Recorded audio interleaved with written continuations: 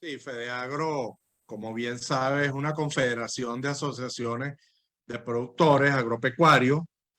Agrupamos diferentes rubros, como son los cereales, en el caso maíz blanco, maíz amarillo, el arroz, tenemos caña de azúcar, café, tenemos hortalizas, tenemos plátano.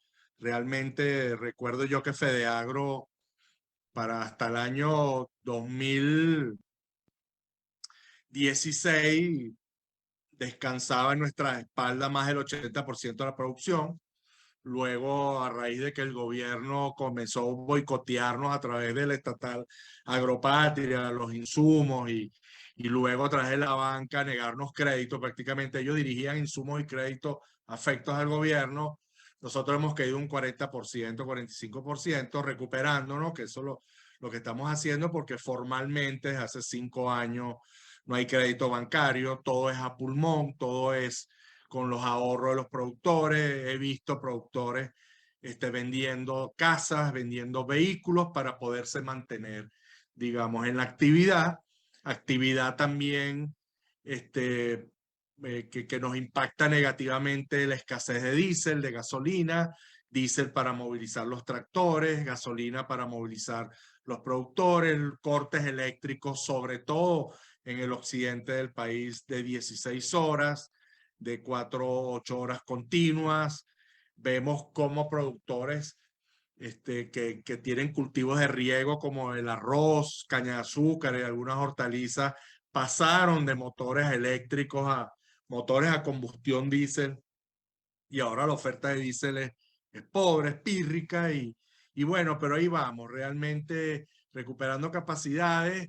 Luego de que el gobierno, yo te hacía inicialmente, te hablaba del estatal Agropatria, gracias, que eso fue un nicho de corrupción muy grande, gracias a Dios ya no está en el medio. Ya nosotros, las asociaciones, empresarios privados, pueden importar insumos. Estamos importando insumos de primera línea mundial, semillas también de primera línea mundial, y eso nos ha ayudado en la productividad. No hemos crecido en área, en superficie de siembra como quisiéramos, pero hemos mejorado productividad porque hemos mejorado en la compra de estos insumos. Por supuesto, ahora nosotros dependíamos, fíjate, un 80% de las importaciones de fertilizantes vienen desde Rusia. Logramos hacerlas a tiempo porque las primeras compras que hicimos las cancelamos en los meses de octubre, noviembre y diciembre. El fertilizante llegó en el mes de enero, febrero, marzo. No sabemos estos distribuidores cómo van a hacer, si van a importarlo desde otra región. Eso sí nos preocupa. Vemos como la oferta de nitrógeno, urea, en el caso de la petroquímica Pequiven, también muy limitada, sobre todo ahora que estamos en pico de siembra, sobre todo los cereales, y estamos en la resiembra de la caña de azúcar y se necesita también apoyar con nitrógeno. Pero la planta Hugo Chávez, la planta de Morón, que es llamada Hugo Chávez, la petroquímica de Morón, la que produce fertilizantes NPK completo, fórmula completa, está paralizada hace 5 años. Esa era una planta que podía producir tal vez un 35% de nuestras necesidades, pero tampoco no la tenemos en nuestro servicio.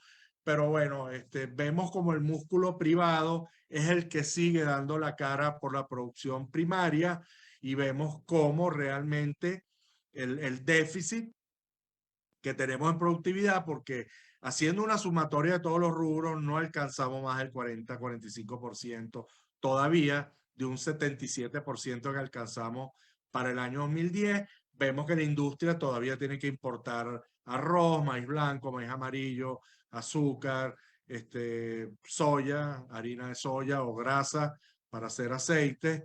Y vemos que el trigo sí, por supuesto, es 100% importado, pero vemos cómo todavía nosotros estamos muy lejos de poder abastecer todo lo que tiene que ver con el consumo nacional.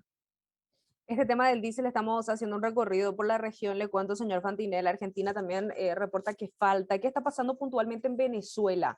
O sea, ¿por qué falta? ¿Por qué nos dice usted que no hay, que los precios están altos? ¿Qué pasa con este insumo fundamental para el trabajo de todos los sectores, no solo del campo? Mira, hemos escuchado al experto petrolero del lado nuestro privado decir que Venezuela, su crudo es extra pesado, necesita de solventes, necesita de crudos livianos para alivianarlo, hacerlo más liviano, llevarlo para volverlo aceite, para volverlo diésel o gasolina, llevarlos a las petroquímicas y llevarlo donde se vuelve diésel, pero vemos que también las sanciones a lo mejor le impiden el traer ese tipo de petróleo más liviano o hablan también de un gas, pero cuando he escuchado de ellos que cuando ellos nos traen, por ejemplo, un buque de ese solvente para alivianar nuestro extra pesado, Venezuela debe entregar hasta 3 buques de petróleo, ¿no? En contraparte. Y también vemos que la extracción de petróleo, que llegó casi a los 800.000 barriles, volvió a caer a 600.000 y menos. Y nosotros, el sector, por ejemplo, necesitamos son en estos picos de siembra 16.000 barriles de refinación y no lo tenemos. Vemos que ya estamos en pico, ya hay escasez. El precio ha estado en boga aquí en Venezuela porque de no cancelar nada, cancelar 0,50 céntimos por litro y sin crédito y todo lo que les hablé antes es difícil. A pulmón no es fácil, pero es un tema, lo mismo que escucho productores allá en la Argentina, es más importante es la disponibilidad del diésel, porque los ciclos de los vegetales no esperan y nosotros estamos justamente en el periodo, en el ciclo de invierno, que es el que más se siembra, más se desarrollan los rubros vegetales, sobre todo los rubros extensivos, como el caso del maíz blanco, el maíz amarillo y el arroz y la caña de azúcar, que hemos alcanzado las 60.000 hectáreas de siembra, igual de 120.000 que se sembraban, pero luego viene la industria tiene que autogenerarse también electricidad y consume diésel en algunas industrias, el transporte para materias primas para el sector primario y luego para las materias terminadas o materias primas para la industria, y entonces a veces caemos en una paralización o caemos en un mercado negro. He escuchado ya productores desesperados ya cancelando hasta $1 el litro de diésel. En el peor escenario, imaginándonos lo peor y que no exista, vamos a decirle, ni para comprar diésel por allí, por Venezuela, ¿cuál es la opción que tiene el productor? Que lo decía usted, los cultivos no esperan, se tiene que levantar, se tiene que trabajar el campo. ¿Cuál sería el peor escenario, vamos a decirle, haciendo como una proyección en el caso de que no accedan a este insumo básico?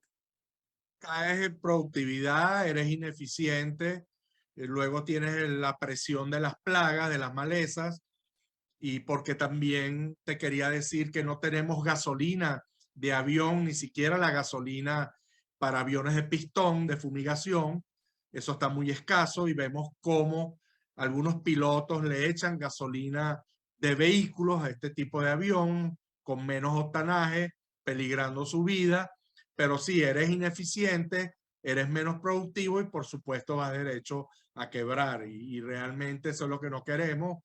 Hay un esfuerzo, pudiéramos decir, de la petroquímica, desde gobernaciones, de la distribución, pero vemos que cuando hay picos y necesidades de diésel, escasea. Cuando hay normalidad y calma, cuando entramos ya en el mes de diciembre, enero, marzo y abril, que había una calma, había cierta disponibilidad, algunos productores teniendo reservas tuvieron la previsión de acaparar y comprar algo de diésel, que es el que están utilizando, pero bueno, si no logras reponer a la medida que lo gastas, porque hay productores que te pueden gastar 1.500 litros de diésel diario, como otros 400, y a veces la gobernación nos entrega 200, 400 litros quincenales, semanales, mensuales. Entonces ahí es donde entra la ineficiencia y por supuesto, no ganas dinero, no tienes flujo de caja para enfrentar nuevos ciclos, no hay créditos bancarios y no me imagino el tema de la industria tiene que paralizarse porque hay regiones, sobre todo en el occidente del país, el centro donde más se producen los alimentos terminados, hay cortes de luz de 4 horas, 8 horas, 16 horas y necesitas autogenerarte electricidad con motores a combustión diésel y entonces ahí es donde empiezan los problemas y por supuesto a encarecer los productos finales, ¿no?